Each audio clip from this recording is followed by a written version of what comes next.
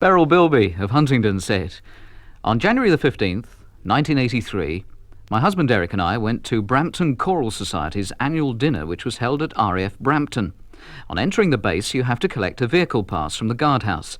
This is stamped with a date and has your name and vehicle number on it. The sentry on duty tears off the bottom half of the slip as you enter the base, and when you go out, you're meant to hand in the remainder of the slip. We didn't. My husband drove straight through. I wonder if that might in some way alert the R.A.F. security at R.A.F. Brampton." Morning, can I speak to Mr. Derek Bilby, please? Yes, speaking. Morning, Warrant Officer Parker at Brampton. Do you own a Ford Cortina, VG467X? Yes. On Saturday, January the 15th, you didn't hand in your security parts. Oh, I'm terribly sorry. Yes, indeed. I've had a devil of a job tracing you, but we have the record that there was only half a pass. Right, I've got it in the car. I'm terribly sorry, I didn't realise I had to give it in.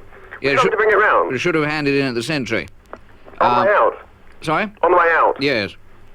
We came out with some friends of ours, in fact, who's in the R.A.F. He doesn't work at Brampton.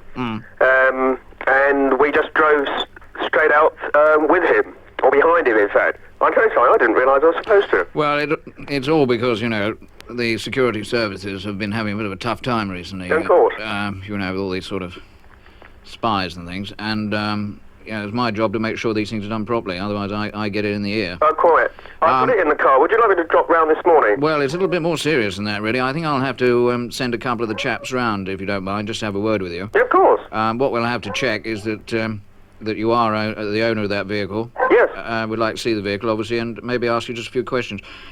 You don't have... Why are we there?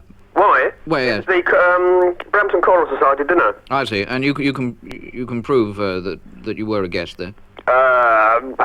Yes. Yes, I can. Through the actual Choral Society itself. Right. Obviously, when I send the military police around, they'll ask a couple of questions, but you don't have any connections with any foreign powers or anything? No, not at all. Just, not at all. I'm always a bit sensitive, but my head's on the block. No, of course. I mean, I'm sorry that it's causing you all this problem. Please do. I mean, send somebody around and right. Make sure that everything's okay. Yeah, you've got a couple of hours spare. I mean, they'll bring a questionnaire, and you'll just have to fill out a little thing just stating that. Yes. You're quite willing to sign the Official Secrets Act, and. Yes, of course. Yes. No problem.